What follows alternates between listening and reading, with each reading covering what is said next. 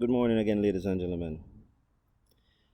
Yet another video in our series from fathers against threats, hatred, envy, and retaliation.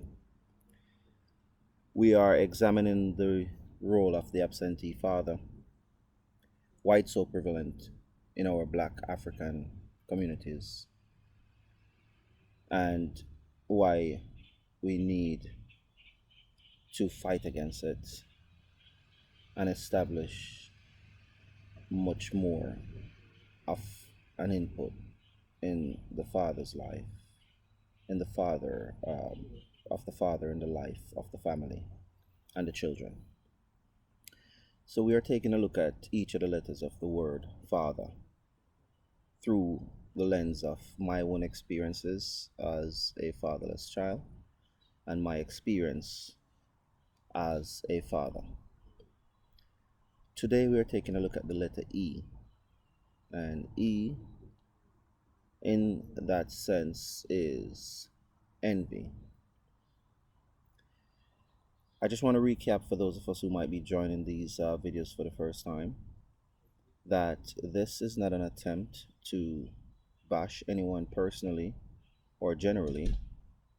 This is simply me sharing my experiences from the standpoint of a child growing up without a father and my standpoint as a father that I have decided to be, while also examining the post traumatic slave syndrome that we suffer or have been suffering for centuries as African people.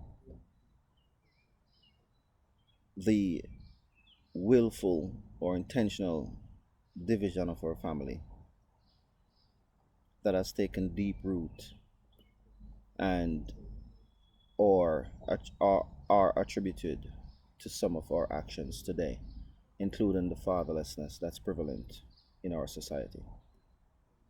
So when we talk about envy, envy can take a number of forms, right?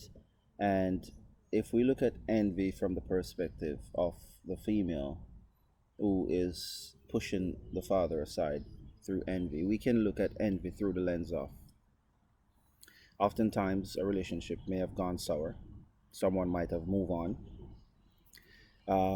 We can look at quote unquote success, where one party might have moved on and might be deemed much more successful than the other party had imagined or hoped or wished for in the absence of the other party. That can create and drive envy.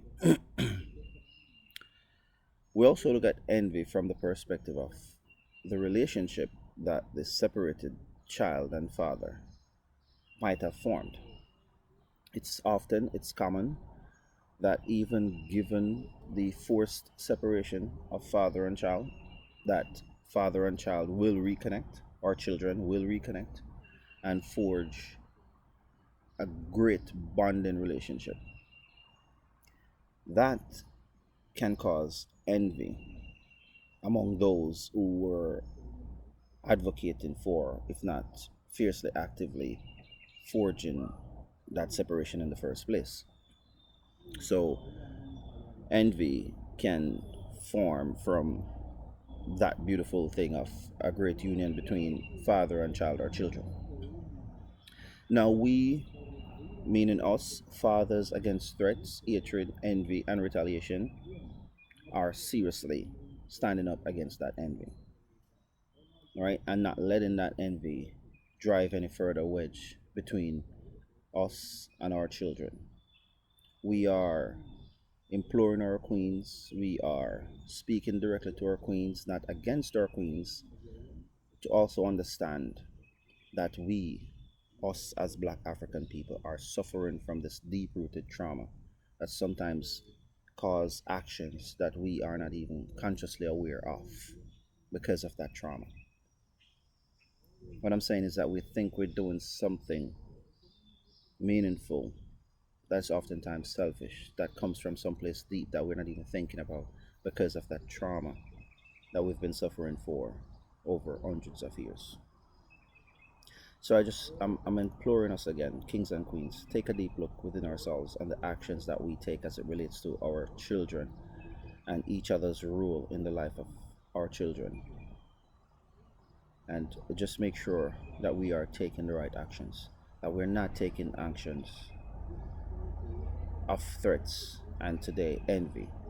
Tomorrow, we will talk about the R, retaliation. Ladies and gentlemen, I again thank you very much for your time.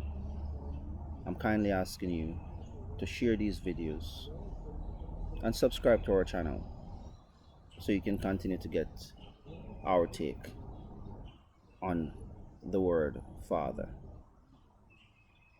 Ladies and gentlemen, have a blessed day and be well. Thank you.